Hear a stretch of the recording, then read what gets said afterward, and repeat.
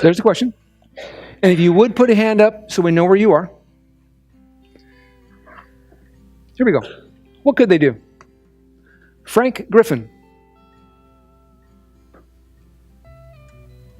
Talking about was that they could do a math problem and if they were building an airplane, they could have a group of them. Thanks. Lucy Betancourt. Thank you. Deborah Fox. Is that nice that you can do that? Otherwise, kids are going, oh, she took my answer. You mean she said what you were going to say? It's okay. You can still say it. If you like that thought, say it. And for the underachievers, that's a great thing to be able to do. Say what somebody else had said, which means you're paying attention to what's being said. And look,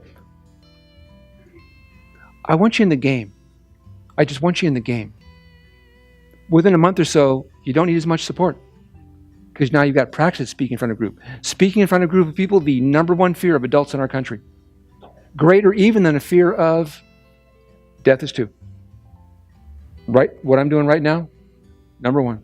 Or when you guys speak from where you are, you're not up here, but you're still addressing a group of people. There's a lot of fear out there. Emmanuel Arias. Thank you. Joe Sonnenberg.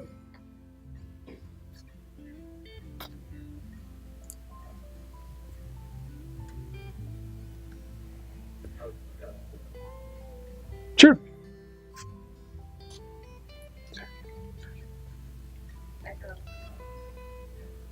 They want you to repeat. Now see, it's better that he said it than I said it. And anytime a student said echo, the message to everybody else was, hey, I care. I want to know what's being said in here. That's a good message. That's a student message. Denise Nieto. And Kirsten Jacobs. Thank you. That was 2, 4, 6, 8 of you guys, just like that. That quick. I used to waste so much time deciding who to call upon. That was so annoying. And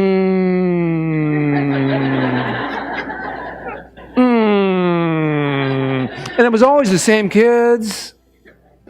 I like this better. By the way, everything you guys brought up, everything we heard, valid closure activities. In fact, if you go to my website, as seen at seminars, you'll find a bunch of them. Hey, here's a fun way to manipulate cards. This is called bell work, which is sadly out of business now. And I love that company. They tried to go from the printed form to a digital form, and it all fell apart on them. And they've been around forever. But any quick morning activity you do with your students to get the day going. And the thing about bell work is when you go to check it, because if you don't check it, it's like you didn't do it. But I've seen teachers just struggle trying to check this stuff because they haven't got the random name generator. They're trying to do it all themselves.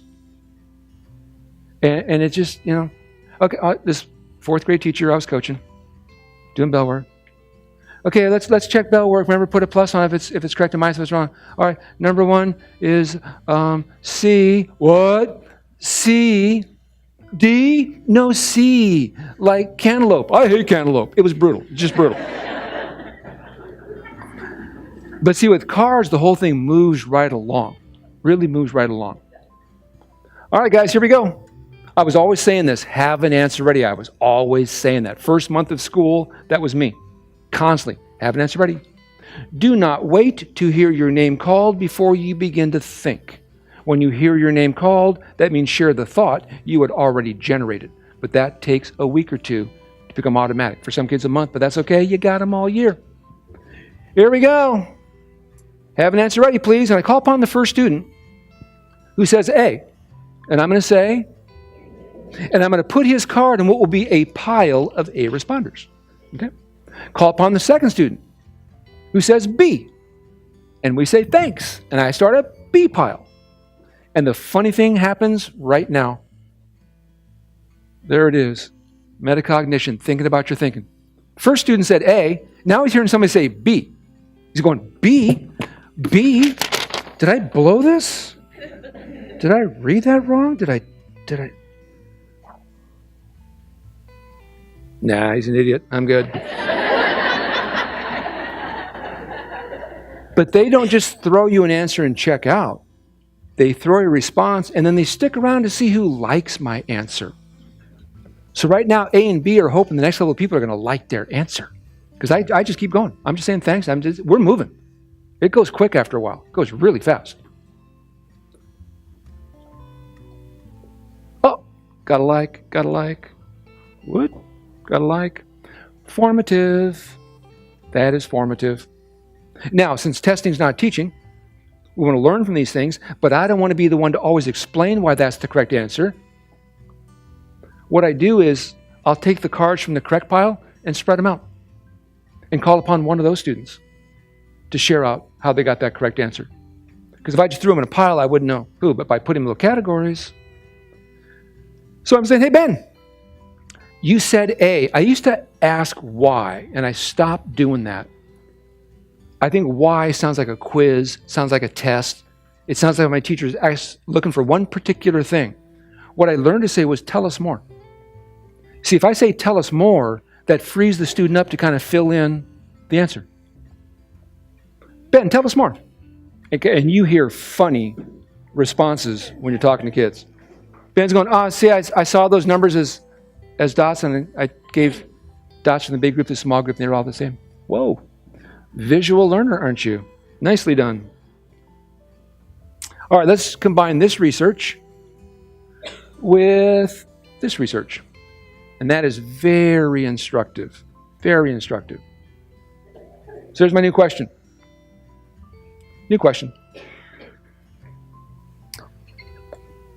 Now, this is just in general. So many variables. This song is only 30 seconds.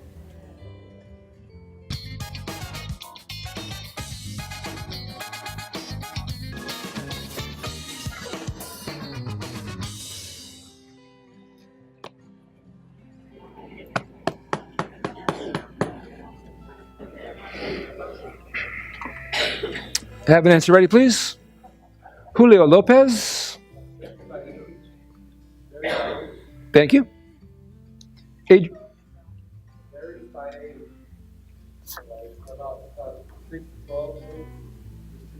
Thank you. Adriana Espino.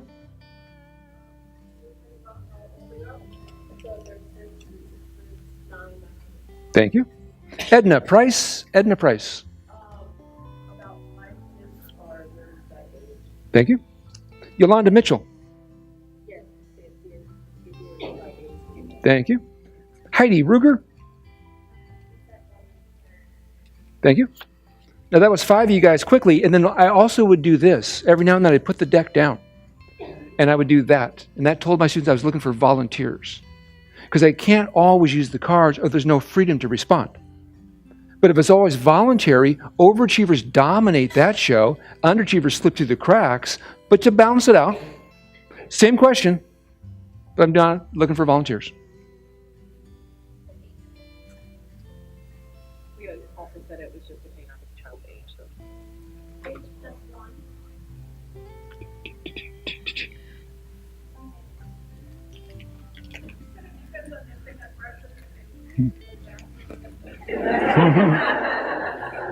So many variables. Echo? Thank you. Let's see what the research says. And again, just in general.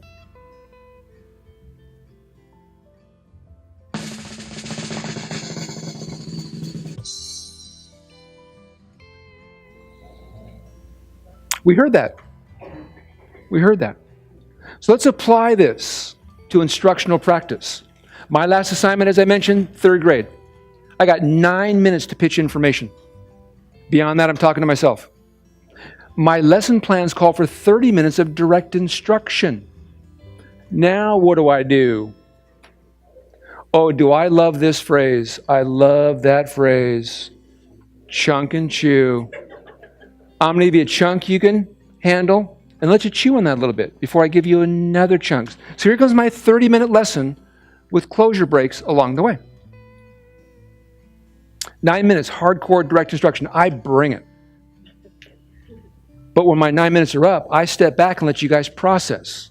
Whether you got a little learning journal, you're making a list, you're drawing pictures, you're doing a think, pair, share, whatever it is. Ernie Mendez says, empty the cup before you fill it back up. So you got to empty that cup. Otherwise, nothing else can go in there. And now that you come back, because here's the cool thing, those are two different states.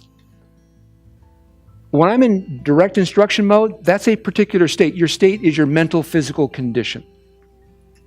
When we switch to processing, that's a whole different state. And what they've learned is state changes energize kids, keep them focused. But now we cleared out that 9-minute stuff. Here comes another chunk. And after that chunk, I let you chew on that. And here comes the third chunk, and chew on that. There's our 30-minute lesson with closure breaks. And I'm saying you're going to get more out of it. Sometimes slowing down may be a way of speeding up. And if we use green to represent learning, with closure breaks, I postulate that learning is across the board. If I want a straight 30 minutes without any closure breaks, visualize where the green's going to be. I say there. The first chunk, the last chunk, and that big vague chunk in the middle they never put away. And that's always so much fun the next day when you got some kid going, did we talk about that? Yes, yesterday. I think I was absent. No. You were actually here. And how do I keep myself to just 9 minutes?